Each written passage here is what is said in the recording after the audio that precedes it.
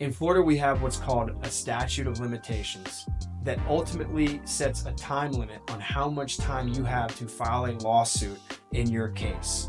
Before 2023, personal injury cases had a 4-year statute of limitations. The legislature changed the law in March of 2023, and now all personal injury cases have a 2-year statute of limitations. Wrongful death and medical malpractice have always been 2 years, so now everything is under that 2-year umbrella. If you think that you might have a case, it's important that you act quickly. Even though you have 2 years to file your lawsuit, you don't want to wait those 2 years. Number one, if you don't investigate the case quickly, evidence can disappear and the case can become stale. Number two, if you wait until the last minute and then later you realize you should have sued somebody else or you should have added another defendant to the lawsuit, it may be too late. I want to caution you that there are exceptions to this general rule, but this is the general rule that I would abide by.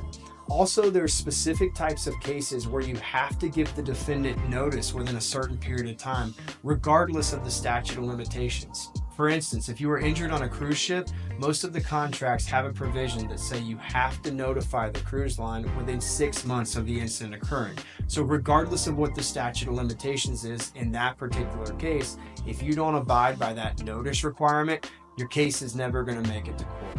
So the moral of the story here is if you think you have a case, it's important that you act quickly. It'll help your attorney gather the evidence that they need to prove the case, and it will ensure that if there's any issues once you file a lawsuit, you have plenty of time to correct those problems. If you think you have a case, give us a call at Flanagan Bodenheimer. It costs you nothing unless there's a recovery, and we give free consultations on every type of case.